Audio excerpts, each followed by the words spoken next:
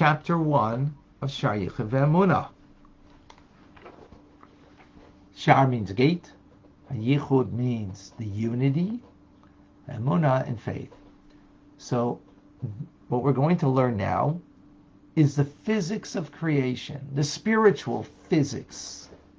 And in a sense, it will be very much pure physics. It's pure physics of the universe. To understand, to know through this, the unity of God, the oneness of God. And through that oneness, that we will enhance our faith. So what you need to know, you don't have faith in. What you know. But that will lead you to a greater faith, a greater trust in God as a result. Okay, so let us understand, at least to a small measure, the statement in the Zohar that Shema Yisrael, right, Hear, O Israel, the Lord our God, the Lord is one, is Yechudi Allah, the higher level of unity, of divine unity, and then the Baruch Shem Kavod Malchus L'Olam Va'ed, that may his name and glorious kingdom be blessed forever. That's in reference to the lower level of unity. Now, what does it mean, lower and higher? We'll learn that as we go along. Two different types of unity that we're going to learn. Okay, so it's written in Devarim, in the book of Deuteronomy. It says, know this day and take it into your heart that God is mighty and just. He's the Lord in the heavens above and upon the earth below, and there is none other. This requires explanation. Would it ever occur that there's a God dwelling in the waters below the earth? That we need to be cautioned so much so strongly? Take it into your heart that there is no God there? What do we mean? What does that verse mean? So to understand that, we quote a verse from Tehillim. It's in Psalms. Forever, God, your word stands in the heavens. What does that mean? Baal Shem Tov explains that your word which you uttered, for example, let there be a firmament, V'hi rakia b'seich hamayim, let there be a firmament amidst the water.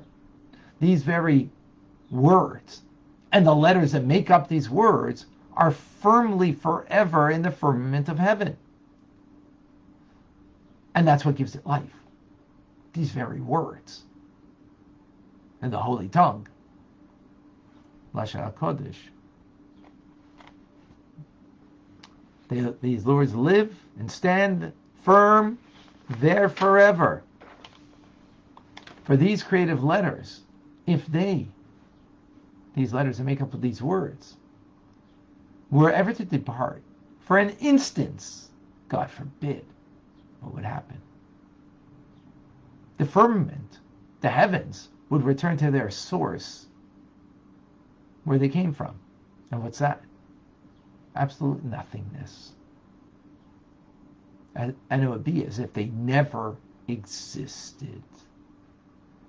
As if they never existed. Now, just as it is with that utterance, V'hirakia, let there be a firmament, so it is with every created thing in the higher worlds, spiritual worlds, and the physical world down here, everything, including the inanimate, including literally a stone. If the letters of the 10 utterances by which heaven and earth were created during the 6 days of creation would depart, but just for an instance, God forbid, all of creation or any of creation that would revert, that power of energy, light, word, as it's called here, the word of God, it would revert back to its original form. And what's its original form? Nothing. Not energy, not you know, matter turning into energy, energy being turned to matter. No, energy is also something. It's also a creation. It would all return back to nothingness.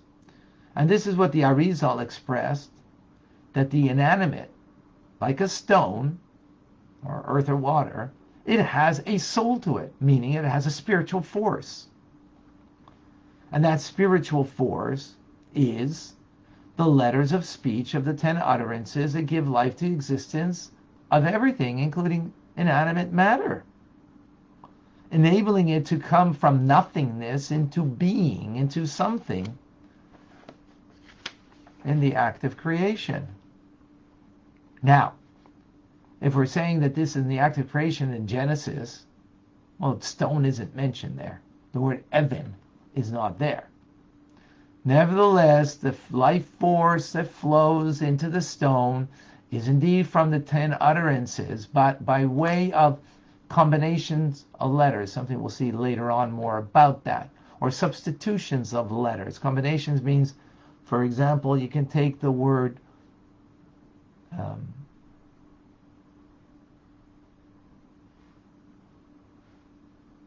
Shemesh, and which means sun, and take a shin from there, right? So you're now taking a combination from there, and you take from or the aleph, and what do you have? Aish, fire, light, and the sun. The letters from those words now make a combination of a new creation called fire. Or here we're talking about, about stone, or substitutions of letters. In other words, substitutions means that you can have the letter aleph, but a hey can take its place because they are articulated by the same organ of speech. Or like mem is articulated particularly with lips, so is pay. So the mem and a pay could be substituted. So you can have that letter from a word in creation, like mitoich mem, and it can be substituted for a pay.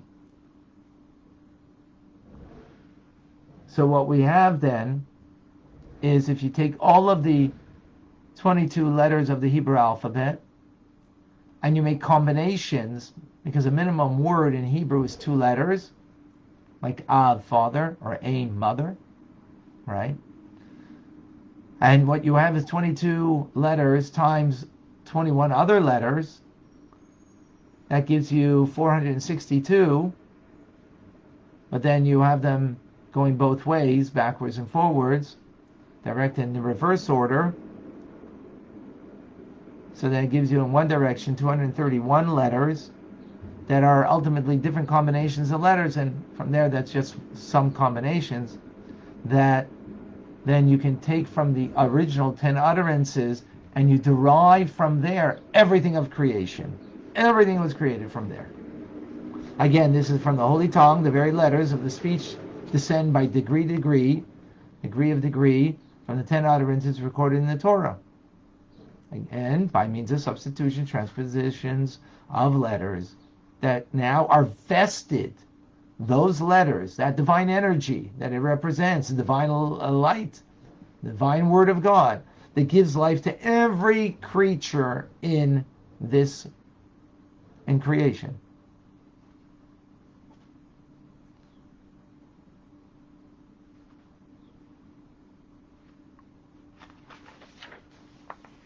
Now, as we will learn that in creation, as you know, there's lesser forms of life, like an inanimate object, versus animal or human, and the like.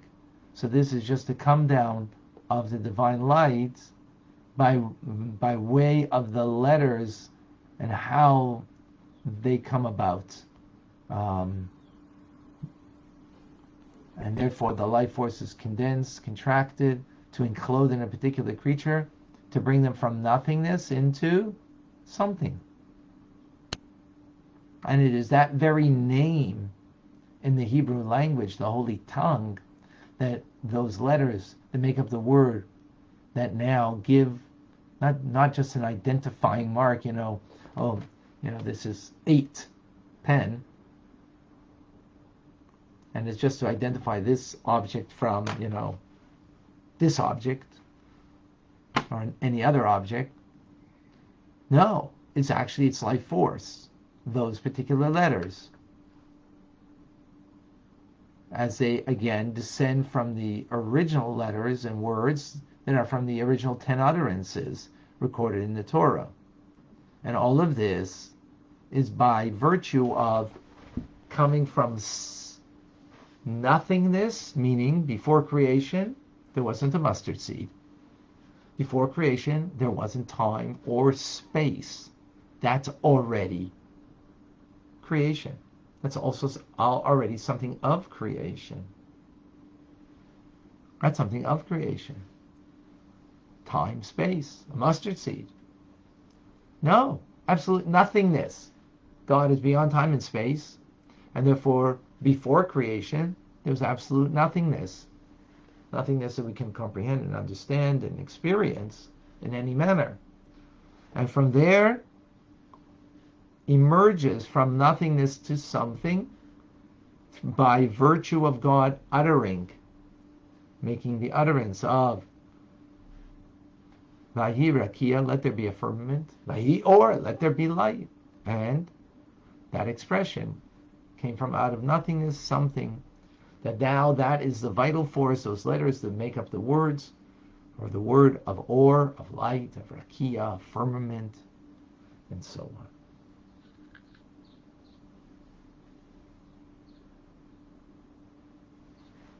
And how is this that the words of the Torah have that power?